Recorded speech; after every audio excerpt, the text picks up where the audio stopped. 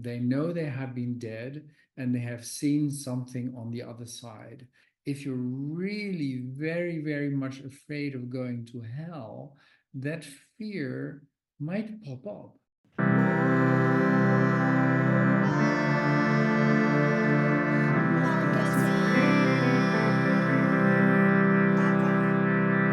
People of the world, welcome back to Moral Marketing. You are in for a real treat. Did you know that heaven is for all? Did you know that we are loved beyond our wildest dreams? We are one. Everything is part of the divine all. What I do to you? Yeah, you guessed it. I do to myself. Near-death experiences are real based on veridical observations. Everyone is important. Love, be loved, just be, experience life. These are the topics of impressions of near-death experiences, quotations from over 100 experiencers from our good friend Bob Kopes, PhD, on the book. He goes by Robert Christopher Kopes. Let me tell you, it's going to be a great conversation. Welcome to the show, Bob. Thank you. Wow, that's an introduction. Thank you very much. You almost had all the parts of my book spelled out. So both Bob and I are big fans of near-death experiences, and backstage we're chatting about how banks can market morally, how they can behave morally. And so for folks that may not be experts in near-death reviews, can you give them the quick kind of 2-minute overview of what you know and have learned about NDEs? Okay, that's 2 minutes. Near-death experiences are overwhelming experiences that people have not only and not always in a medical critical situation like a cardiac arrest or an accident. They can occur also in cases of deep psychological crisis, in very deep meditation or prayer, and sometimes even spontaneously. And what does it mean, a near-death experience? It means that these people know for sure, they are convinced that they have been on the other side of life. They know they have been dead and they have seen something on the other side, an unearthly world, and they are absolutely sure that that's the case. And when they come back, they have a big problem in adapting to the world as it is. And there are a lot of, there is a circumstantial evidence to prove that near-death experiences are real experiences where the consciousness can be separate from the body. The real thing, so getting into this afterlife environment, heavenly environment, it's difficult to prove, but the first step is more or less proved by veridical observations.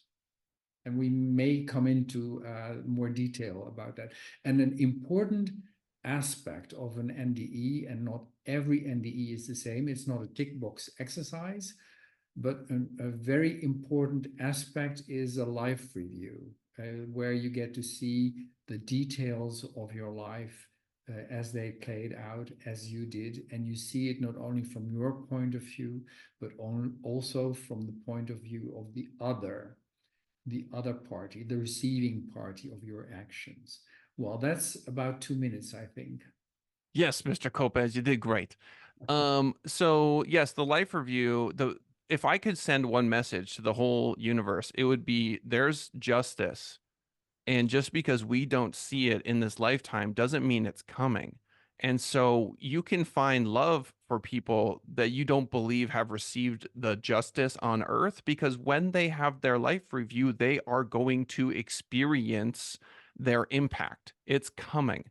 And God's unconditional love is all forgiving. Can we forgive ourselves? Is a great question. And so as we move throughout our lives, knowing that our impact on one another, we will feel that. Like I'll know how Bob's feeling, how I'm making him feel. He's going to know how I'm making, and vice versa. And so what a wonderful way to go through life. Exactly. And the thing what you say is real.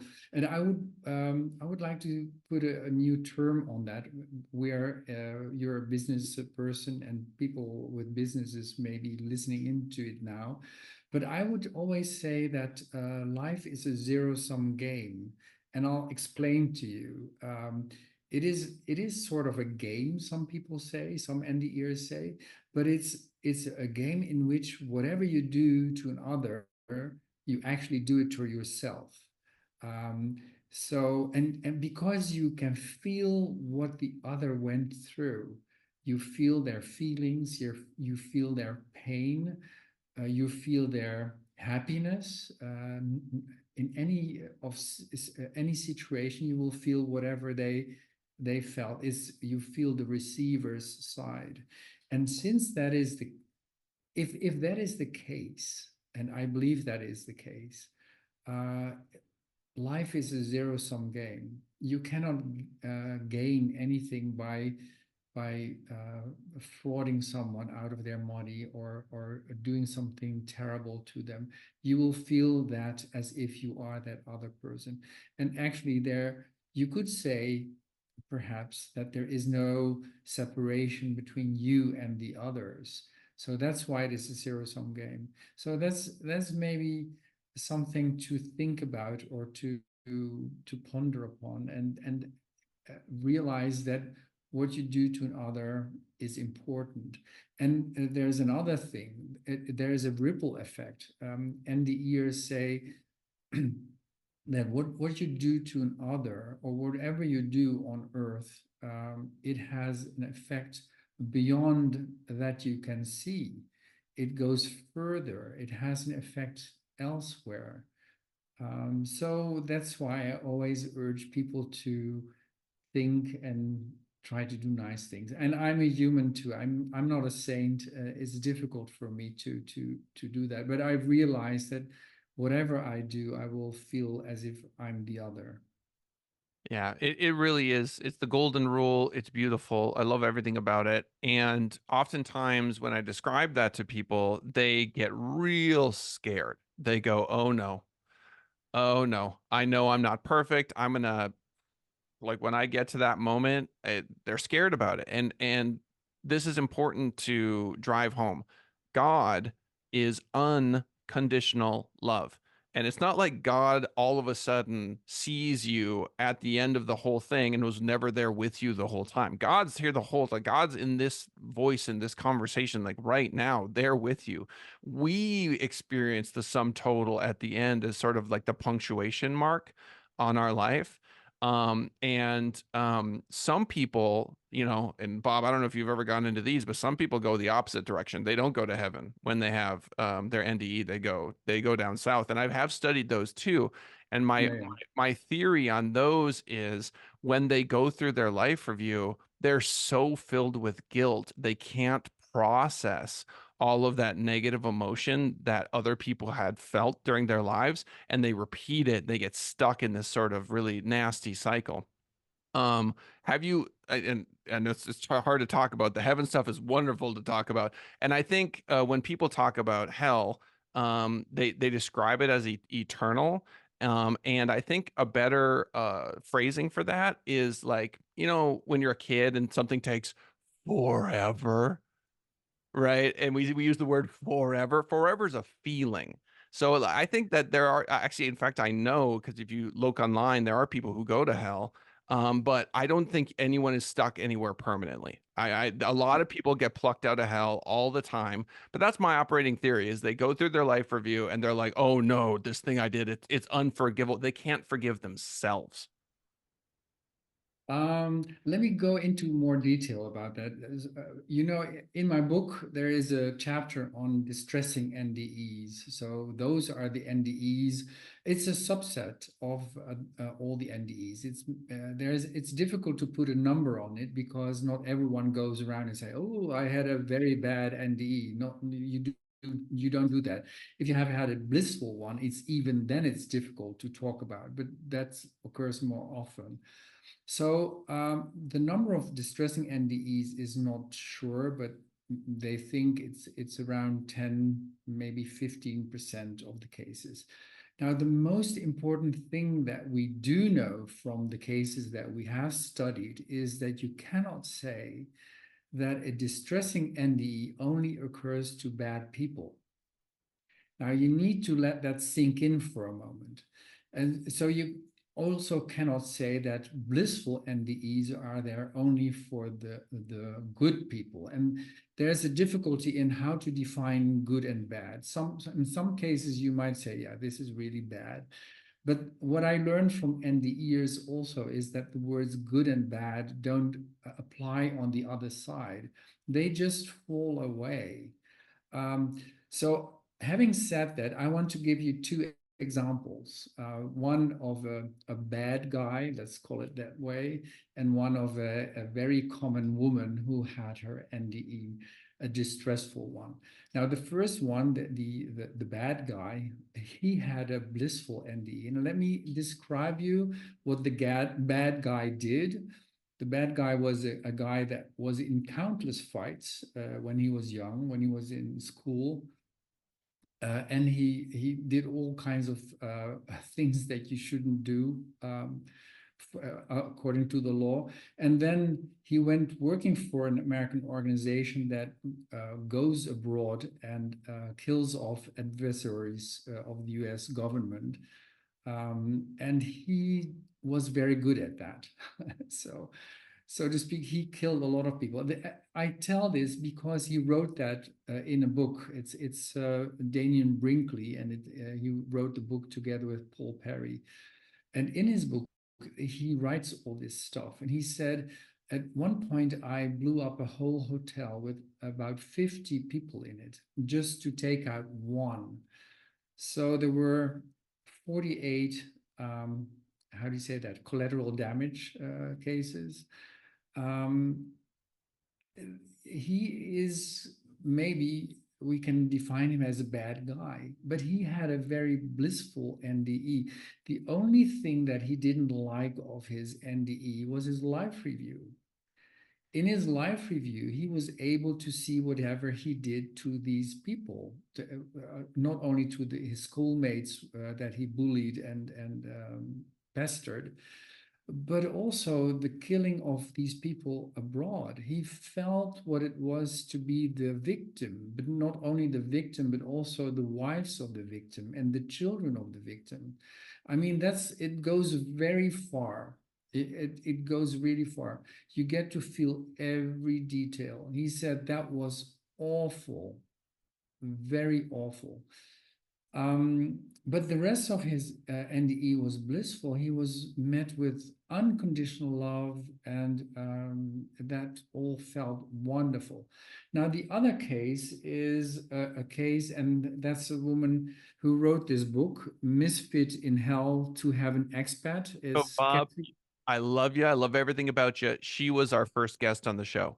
So Ah, for folks she's who, amazing. yeah, MK Daniels, Kathy. Yes, yes. Yeah, we love her. Yeah, so to just briefly summarize what happened to her, she had her NDE, and that was a distressful one. She had a hellish environment. She met with hell-like persons, with devil-like persons, and that it was so distressing that she, at the very end, she found her way out, a very interesting way. And she wound up outside heaven. Let's put it like that, because she said there was a kind of a door there, and a person that she knew on earth and who had died before. So she thought, well, okay, he's here, so I must be dead too. And I'm safe now because this is heaven's door. But she was not allowed to enter. Now, she had the problem. Well, the point is that she is a very normal, common woman, nothing special, certainly not someone who kills off 50 people in a hotel just to take out one. But the problem is why did she get it? And she had been thinking about that for a long time. And she came to the conclusion that the aspects in her NDE were based on fears she had during life. She was fearful of being raped because she had been raped several times, two times, I think. And she was afraid of attracting AIDS and mentioned a few other things. But those are the aspects that came in her distressing NDE.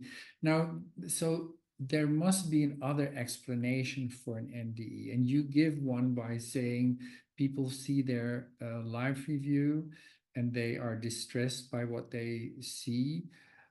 The point is, with a live review, people are not judged. So even if you have been bad, bad in a certain sense, that you still are not judged. That's the feeling that so many people have with an NDE.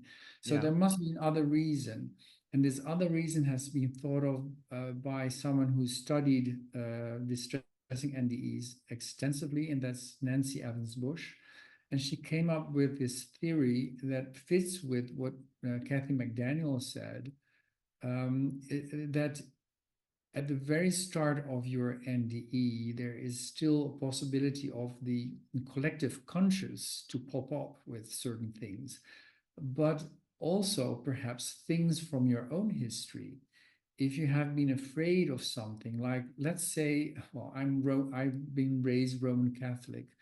If you're really very, very much afraid of going to hell, that fear might pop up. Uh, but there is no real hell. That's what I believe. Because I think that we all go back home. And that's also what some NDEers say. There is one NDEer said, during my NDE, I heard explicitly that there is no hell and no purgatory. And another one said, quote, those are in my book, Impressions of Near-Death Experiences. And this other one said, we all go home. And home is not where we live here. That's where I'm now. But home is on the other side where we all belong. That's home. And we all go there. And I believe that thoroughly.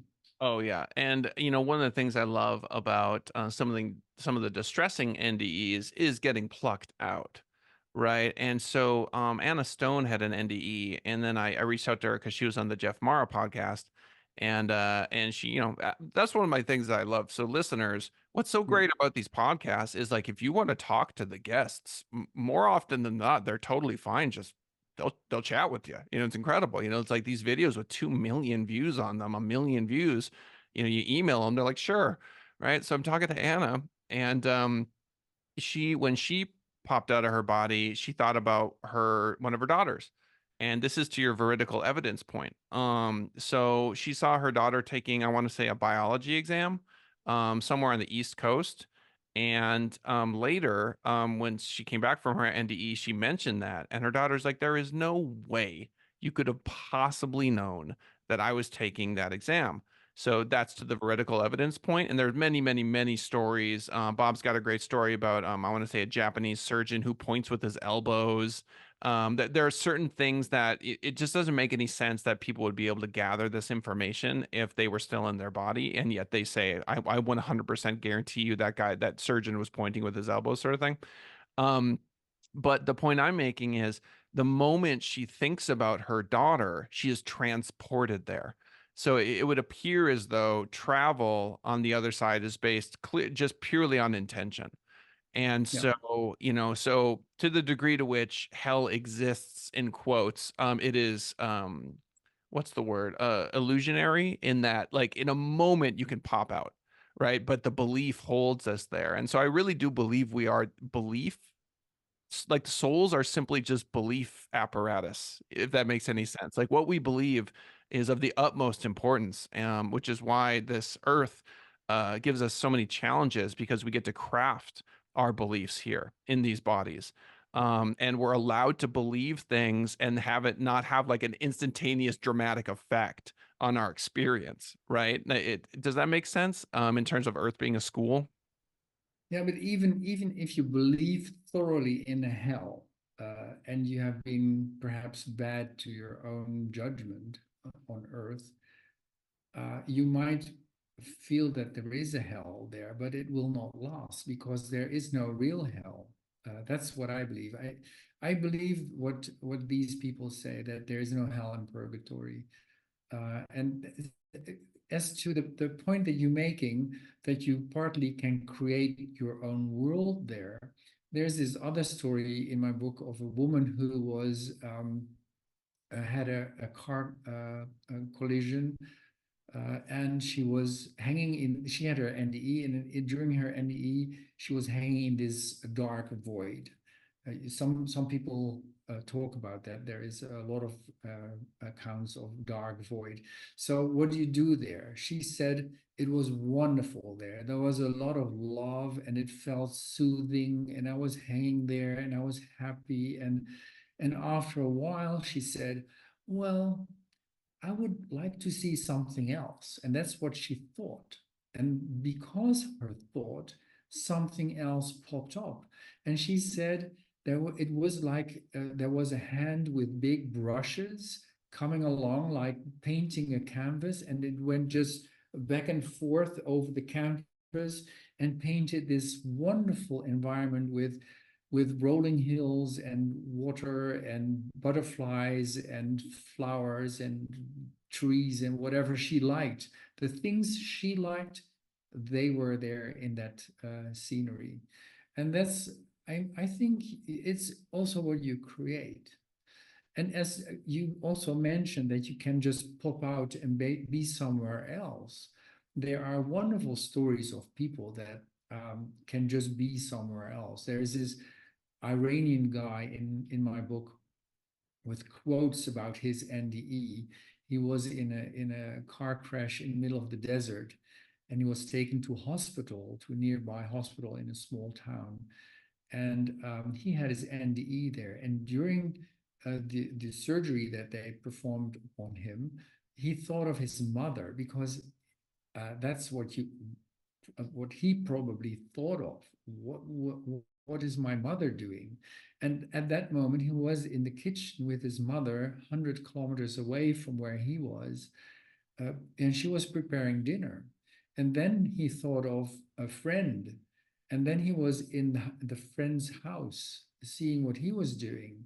But at the same time, he was at his mother's house, and at the same time, he was in the operating room being operated upon. So, of course, he couldn't talk to these people, but he was there. He could see what they did, just like what you just said with this woman who was seeing her daughter doing this exam somewhere else on the other side of the United States. You can just be wherever you want to be. It doesn't matter where you want to be. If you think of a place, you will be there. Yeah. So we travel at the speed of thought, which is incredible. And what Immediate, I feel like immediate. we're doing that right now, honestly. Like if I look at the thoughts in my own head, I'm bopping all over the place. I'm just traveling, here and there and everywhere. So one of the reasons why I love hosting the show so much is, okay, cool. Let's all agree that this is all true. Okay, there is a life review. There's a God of unconditional love. Coming back and understanding that love and compassion is the answer. What I do to you, I do to myself. All these things are true. Okay, now you have to go to work. Yeah, yeah, yeah. Right? Now you get cut off in traffic, right? And the car goes right, and you have to pull over, and right, and then your coworker, they said some nasty things about you, and right, and someone told you that they said those nasty things about you, and now we have to interact in the world. Okay, so I like bringing this perspective to those moments. And if I understand correctly, you have a finance background. Is that true? True. Yeah, I was in banking. Yeah. Yeah, and so why don't Banker, even bankers can be spiritually oriented. Thank you. I'm That's what I'm I'm proof talking of about. that. Yep. I want, like spiritual janitors, spiritual CEOs, spiritual, burger flippers, right? How can one perfectly flip a burger? I think it would be a vegetarian burger, but that's just me. Um, let's talk financial crisis then, okay? In the context of NDE. So, um, what were there sinners during that whole thing? Who were they? What mistakes were they making, and what should they have done better? Sinners, is a word that Loaded doesn't apply term. on the other side. You know, there is no judgment on the other side. That's really something that is. Um, I thought that was one of the most wonderful things when I read for the first time a book by written by Raymond Moody. There is no judgment, and ever since that has been repeated by people who talk about their NDE. Now, the financial crisis. I can tell you two stories about that. A veridical one of my own experience, and let me start with that, because that also winds up into the other aspect that I want to bring forward. You know, I had a discussion, an interview with an NDEer in 2008, at the start of 2008, before the financial crisis, just after Bear Stearns was rescued by the Federal Reserve. She said to me, I had my NDE in 1986. And in that NDE, she saw that there would be a very severe economic and financial crisis. But she didn't understand a bit of it because she's not an economist. And even if you were an economist, there was no label there. There was no timestamp. It is going to be in 2008. No one told her that. But she said to me during my interview, she said, what happened to Bear Stearns? That the tension in the world is exactly, it matches exactly what I experienced during my NDE. So I know this is the forerunner of the real crisis, and the real crisis is coming soon. And many people will be affected. Many countries will be affected. People will go broke, and it will be really severe. Now we know we know our history, and you know, I thought that's nonsense, because I'm an economist and I know that at that moment the stock markets had gone up again, went through the roof, and I thought this woman is just Wow. So you weren't ready. talking nonsense. I didn't believe her. And then came September with AIG, Fannie Mae, Freddie Mac, and then finally Lehman Brothers, and the rest, you know, there was a big financial crisis. And I phoned her back. I said, you were right after all. Now, I've been thinking about that because she also said something like, and others that I interviewed as well, they say, what you do, it doesn't go into nothing. It doesn't, it is there. It will stay there. Everything has an effect.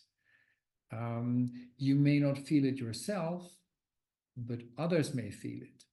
Now, before the financial crisis, as you know, there were a lot of dishonest transactions, securitizations, mortgages, all the stuff that went on, that were made and created in a dishonest way, and that was done in such a big number that it cannot just go unnoticed. It will fall down somewhere, and someone will be hit by it. And now it was in such a magnitude that it hit everyone.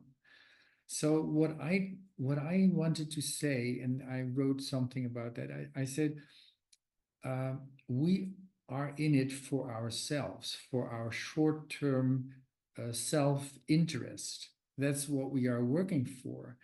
And by doing that, you hurt others. But if you hurt others, you hurt yourself as well, or you hurt third-party people. So I said, better to do our interest something for the longer run. The word our interest doesn't exist because it's self-interest, but it's opposing that self-interest. It's our interest because we are in it together. We are all in this together. And for the long run, you cannot just do something and think you can escape this by dying. The effects you do of the things you do will remain there for generations, and they are you as well. So Mm, that's about the thing about the financial crisis and how to react to that. It's better to be honest, do honest transactions because you benefit from it, but the other party as well. And since we are both in it together, it is best for us all. That's the idea. yep. Love everyone and tell the truth. I was talking to the CEO of HopeLink, which is a Nevada-based 20 million annual budget homelessness prevention nonprofit. And I introduced him to a good friend of mine who is like top realtor, very well connected politically. He's got such a good soul, and he literally said both the Our Father and the Hail Mary with an emphasis on the words "our" and "us." Yeah. And to the point you just make, yeah, it's our Father who art in heaven, right? Forgive Yes. Yeah. us, give us this day our daily bread.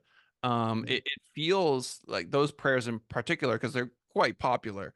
They feel, at first blush, sort of like, oh, I'm praying, right? Look at me, I'm doing the thing I'm supposed to be doing, but they're calls for the community. Help us. How do we do that? And oftentimes it requires, what would you call it, Bob? Sacrifice comes to mind, altruism, the willingness, Empathy. empathy, the willingness to be the person who goes, you know what, I'm gonna love you no matter what. Yeah. But not everyone can do that. I mean, there are people who have a deficiency somewhere, maybe in their genes or so, that they cannot be really empathetic. Oh, So yeah, we got to that's talk about that, Bob. We got to talk yeah, about that. So a deficiency in, because I'm a big cheerleader of free will. Free will, free, right? Like I believe we have free will, right? And so that we all have free will. That's true. Yeah. right. And so, in regards to difficulty, and it's so funny because my wife and I were just talking about this morning at 2 in the morning. We were talking about, when we come to arguments, say, right, or where it's get heated and all of that, the cortisol and all the chemicals, right? I think for some people, to your point, you're right. For some people, they let's say have a temper, right? That's a good example of a genetic predisposition to whatever. Some people would say they have a demon in them, you know what I mean? But they get real angry. And for that person, you can make an argument that it is just harder for them in that moment to be like, you know what? I love you. I will always love you. I let me try to see your perspective to the best of my ability. So let me ask you this. You're at your job, right? You're a banker, and things just imploded. Like the deal that was supposed to be this like $6 million commercial real estate deal was supposed to be this. They lied, right? It was malicious as far as you can tell. And it's coming down on you, your job's at stake, right? What are you supposed to do? Mr. NDE, Mr. Love Everyone. Like, how do you react to that? That's difficult. Things happens, and that's and it depends on how you can react to it. A saint would be reacting still in a loving way, but we are no saints. And I can very well imagine that you just start cursing, start running around, doing being angry, of course, maybe hitting people or having pain on people. That's a human reaction. And if you see that again in your life review, again, I tell you, there's no judgment. I don't say that because I believe that. It's because I heard so many NDEers talk about their life review. They've seen multiple things that they did, bad things, bad in a way that we understand here on earth. And yet there is no judgment. Now, with respect to how to react to things. Let me tell you a story about one of the NDEs in my book. She said, I had my NDE. I saw that in my life review, I had a quite nice life. I was kind to many people. And then she saw her life review again, but then from a more detailed point of view, she said, I saw the details that I could have changed. I could have smiled to someone. I could have been nicer to someone. And it's just small things, only the small things she got to see. And she saw how big an impact she could have made for some of the people she came across. And the idea is that you have choices. There's free will. Yeah, that's what I believe too. Yes. Um, and the free will gives you the possibility of choosing. And that's where we need to be showing our divinity, because we are all divine in the choices we can make. If your deal goes downhill, $6 million goes downhill, you're broke or whatever, uh, it is how you react to that. It's Everyone has total peace and total love within, because we are all parts of God. We all have God within us. We are divine. So the difficulty here on earth is to show your divinity, to express your divinity. And it's difficult because there are limitations. We have limitations of time, we have limitations of place. And in this case, you have your deal, and you want to have your deal done, because that's where you get your food from, and your house and your multi-billion-dollar, I don't know, whatever. Uh, but it depends on how you react. So there is no judgment. It's more like, how did you react? That's interesting. And you get to see options during your life review. I heard many NDEs say there were options. I was shown that I could have chosen something else. It's not bad that you chose this way to go. It went wrong, and it made many people unhappy, but you could have chosen something else. And the thing is that in one case, a woman said, I saw that I could have done things different. And that was the worst part of my life review, because I saw that I could have done such a nice job on earth by choosing something else. Whew. And for me as a person, what I try to do here in Amsterdam, I live in Amsterdam, the Netherlands. There's so many bicycles here. Traffic is very dense, especially the cyclists are horrible, and I'm one of them. And it's difficult to go through traffic without being nasty. And I try to do that. I try to be less nasty on the bicycle, and I try to smile at 3 people a day. And Mm. it's not always easy. And still, I'm not a saint. I don't say that I am, but this is the way I try to do things. It's the small things that count. Saint Bob.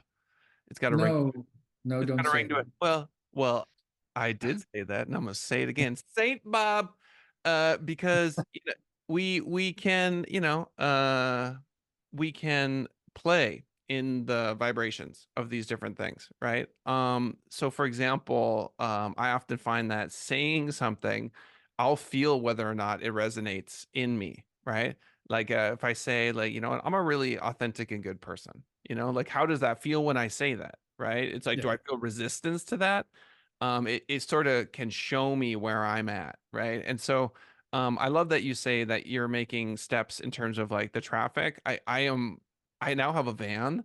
It's a hybrid plug-in van, and it's not as fast as my previous cars. And I'm like, oh, thank you, Lord, for this car. Thank you. Because I am so much nicer. Because like people, I'm like, I'll just be like, come on in, please, after you go ahead. yeah. You're good. And I Once you take that step, once you turn your mindset into doing that, it's a choice. That's where you say You have a free will. Yeah, and and the smiling to people, and I like to raise my hand and keep it up for a decent little chunk of time. I've noticed that makes a difference because like Oh, a lot that's of a good people they'll idea. just like it's one of these right sort of deals, like a little flash. But I'll just I'll like hold it up, keep it up for a little bit. And there's this there's in a lot of ancient traditions they describe light that comes out of the palm of your hands, right? And Oh light yeah, that comes out of the base of your feet, and third eye, etc. So I yeah, feel like sometimes just lifting up and showing the palm of your hand for a minute, is sort of there's something to that in terms of, spirituality or being kind to people. And then, this is the big one. So I call for love for all beings, right? And so what that includes is coworkers, right? And because of sexual harassment, because of the way that a lot of folks have behaved in the past, the word love alongside the word God has been all but completely stripped from the workplace. Thou shalt not say the word love. You can say mm, respect. You can say yeah, professionalism, right? yeah, Thou shalt not say love, and thou shalt not say God are the tenets of the business community, at least in the United States, and in the companies that I've been a part of, and especially in the school system. Because I used to be a teacher. You can't say, "Oh, I love my children." You can't say, "I love you" to these children. Think of that though. It's like we live in an age where you cannot say I love you, right? Like I love you, like let's work through this, right? We're miscommunicating, right? Like in a moment, because the words love and sex have become too closely linked for people. And that is so sad. It yeah. just the core of my being is mourns that, and so I happen to own a company, right? So I get to make the decisions. I get to be the guy who, makes the bold statements. And so I say bring them back. I'm at least bringing them back where I'm from, right? Like I let my staff like, guys, I love you, right? I care about you, right? I want what's best for you. We're going to go through it together, right? Good times, bad times, it is what it is.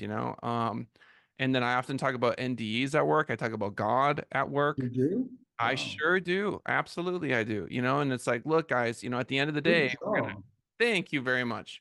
We're gonna Yeah, have a life review, right? So how are we gonna treat this client, right? Like what can we do? Like, yes, it's frustrating. Like on board. I agree. Also frustrated.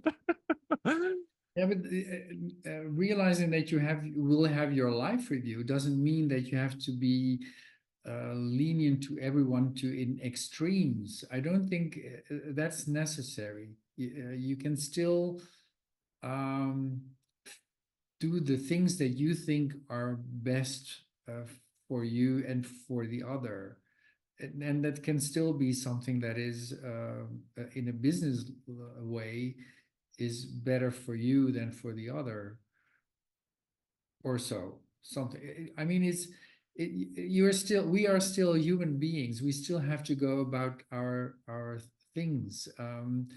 But it's good to realize, and that's the thing that I think people that read about NDEs a lot or have studied them are more or less known to them change also. You don't have to have an NDE yourself in order to change.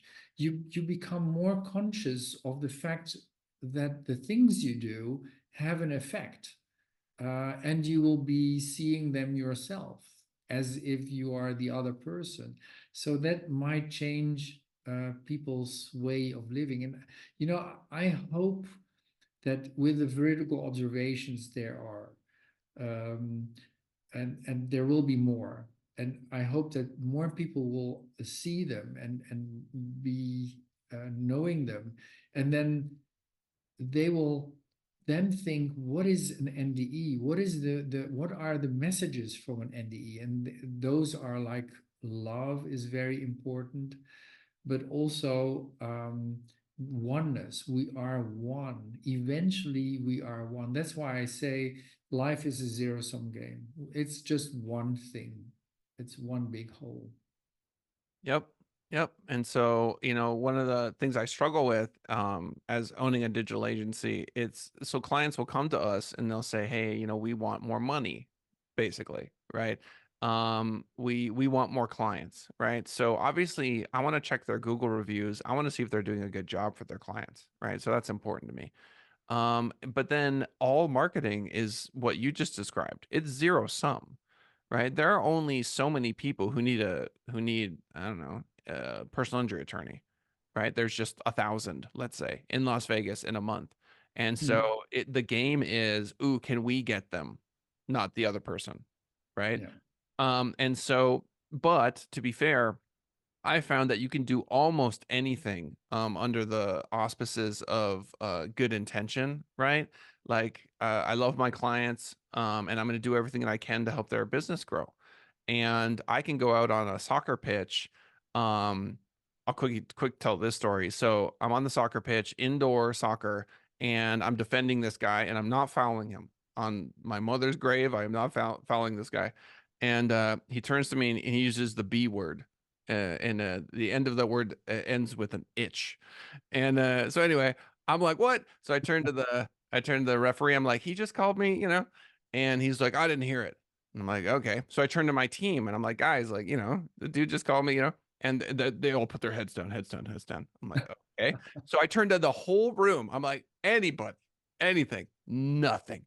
And then the ref turns to me and he goes, stop instigating. So he's yelling at me for being called this word, right? I'm like, okay.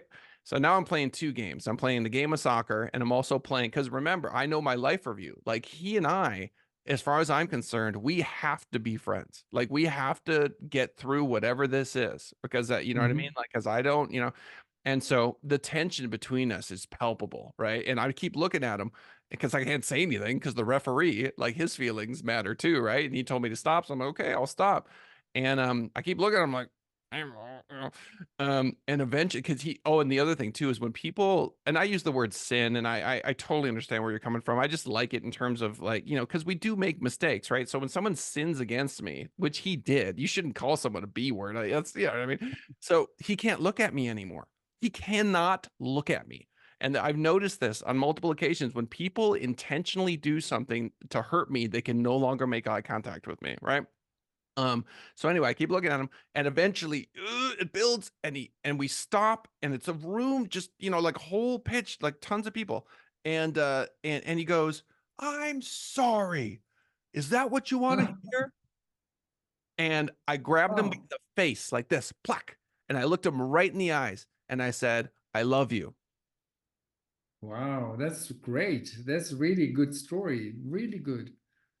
Yeah, and then Yeah. now he's my friend, right? Like I see him all the time, and he's like, bro, I'm a, sh, how to finish that sentence, talker and whatever, and but that's just this. The story just illustrates. It's like, what lengths are you willing to go to, right, to rectify these relationships?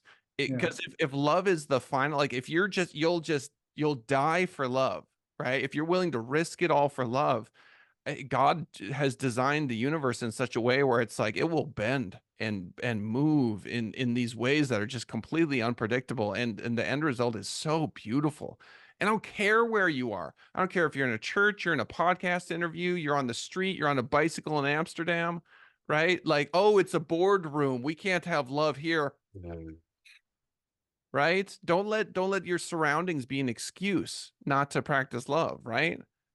Yeah, but you can also say it in a different way. I had a meeting with, I was supposed to have a meeting with someone, and that person was, we had an email contact before, and this person was starting to be nasty to me, and I didn't know what I did. So the wording got worse and worse. And then at one point I said, uh, I won't continue doing this anymore. I'll see you next week. We had a meeting face to face. I'll see you then. And then I thought, I'm going to bring with me a recipe that I had from somewhere. This was from Vietnam, a recipe there. And I took it with me, and I told this person, I'm going to bring a recipe for you, just out of the blue, as to stop the conversation. I will see you next week and I will bring a recipe to you. So, and I brought the recipe, and this person was, she was really happy. She was, I mean, the whole situation changed. And I think if you do something different from what you've been doing before, if you just clash all the time, if one just stops, there's nothing to go. It has to stop. So that's, I thought that was an interesting experiment that I did there. It's But it's, beautiful. It's beautiful. And the angels sing, right? I mean, the angels sing. It's exactly what we're supposed to be doing, right? And sometimes, some days our bodies hurt bad, they absolutely. really hurt, and it's like the video game, the matrix that we're inside, that annoying little beep beep beep beep beep beep Yeah. that our body does, like ouch ouch ouch, that's part of, and all the NDE folks say this, they're like, no pain is meaningless, it all has meaning. And as it Yeah. elevates, it's like, can you still be loving now? You're Yeah. tired, your eye hurts, the leg hurts, so that sciatica pain's flaring up again, right? You gonna be nice to your kids now? How about now? Right? And as we move through video game, I love using video game analogies. The levels don't get easier the further you No. go. They No. get harder because you, the player of the game, are meant to change. Right. And so this just feels like an AP class. It feels like a Harvard University level soul class that we're in. And from that perspective, oh, it's such a gift, but it's not meant to be easy. It's meant to be difficult and to stress us out. Right. It's It so has that to be challenging. has to be. The point is that we have to, in difficult times, we get more choices, the better choices to make. I always say that if everything is hunky dory and everything is nice, the only problem you have is what we will we eat this evening? What vegetables are we going to eat? Uh, Mhm. so that's not interesting. It's interesting. It becomes interesting if you have problems. If you lose your $6 million deal, how are you going to respond? No, nothing is wrong. Nothing is wrong because there's no judgment. Even if you take out your gun and shoot everyone, there's no judgment eventually. But you will not really feel very happy because you will see what you did to others and the ripple effect of it. So you will see all the people that are left behind. So, like in the story with Daniel Brinkley. Yeah. Yeah, the life review is real, people. So if again, if you're in your morning meeting with your fellow staff members, if people are gossiping, if a client says something that's frustrating, if uh, you're the money, because it's always about money, Bob. But People. still, there are people that have a difficult situation because of their genes. Maybe they are uh, crooks in their minds, or they are idiots, or they have deficiencies there. There are people that don't have any feelings of empathy, and they cannot help it because that's the way they were wired. And those are the difficulties we run into. There are a lot of these people in managing positions. Um, but I always call it this way, that it's we are here on stage. Earth is a stage. We do a play. We all have a role. Our role is being defined by our genes and our upbringing. So if you yeah, with the genes again, if you are really you're having a problem with your genes in your head, it's you are challenged, and people around you will be challenged. Also in your upbringing, if you have had loving examples during your start of your life here, you will be a totally different person than when you didn't have those examples. So nothing is wrong. We all have a role to play. You have your role to play. I do. All the listeners will have, but we will all leave our role behind when we leave the stage. When we die, we will be what we are. We are not the villain in the play, or we are not the lover in the play. We are the person that goes home and has children to look after, or a house, or a pet, or whatever. So that's the idea with dying. We have roles, but we will leave all those roles behind, and we become what we really are. We are divine. We are part of the divinity. That's the idea. Yes. And I would say emphatically that if you find yourself playing the villain role, you can change, right? I don't care what your genes are. Okay. It might be very You have difficult, choices. right? You got choices and you can practice extreme forgiveness, extreme love, and extreme compassion. And those things reflect right back to you, right? If you can find forgiveness for that person that did that terrible, monstrous thing to you when you were 6, find love and forgiveness for that teacher that was just objectively cruel, right? Taking out their issues with their like wife or whatever. You can do it. You can find forgiveness and love because we are very quickly getting into an age with AI and everything that's going on right now where we desperately need love and forgiveness to be the primary driver, the motivator for humanity. Because I love this planet and I love people, and using that free will of yours, this is why I like taking this business perspective, which is it's it's where it is the most scary to practice love, compassion, and forgiveness is at our jobs where we spend most of our time, right? Yeah. So businesses, I call for you to have more loving and forgiving and compassionate marketing, right? I want you to sync up with nonprofits and have that be the primary driver of your marketing.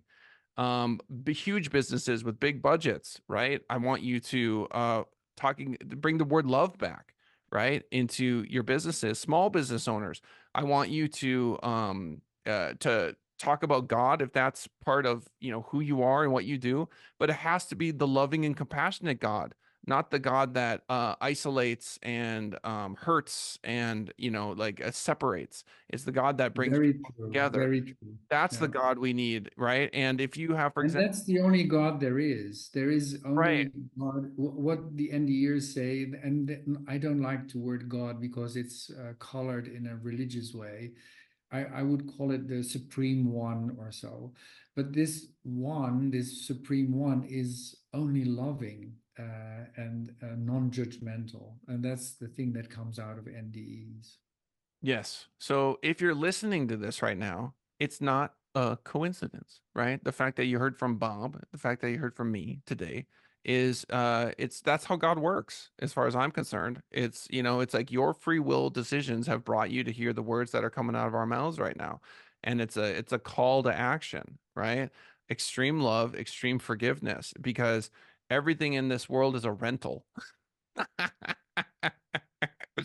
Right? To use Bob's analogy, the play will end, right? And what's left, right? It's did you appreciate the role that you played? Because you're not cast necessarily as the villain, right? Like you can change that role mid play, and then because God in an instant can rewrite the script, easy peasy lemon squeezy. We know this from AI. I can have AI rewrite Hamlet right now in about 0.2 milliseconds.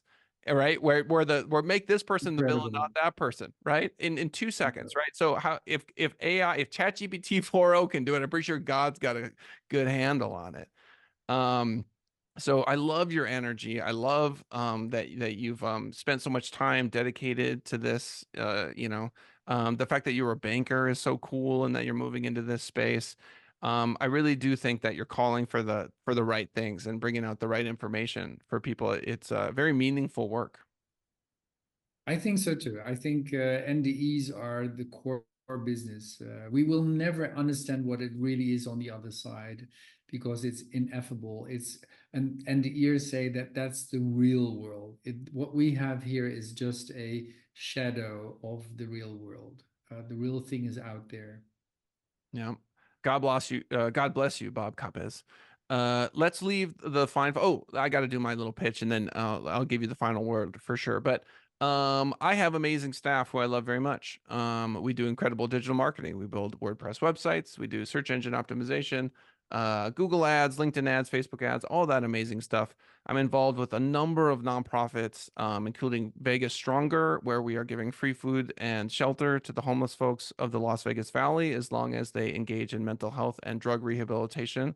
I'm on the board of HopeLink, which is a $20 million annual budget homelessness prevention nonprofit. I'm on the marketing committee of the United Way of Southern Nevada. We're doing incredible work there. And so if you're choosing between different digital marketing agencies, maybe that's a reason why you might want to give us a chat. Senditrising.com, senditrising.com. Again, senditrising.com. Bob, tell them about you, what you can do for them, change their life, the books they should buy from you, etc.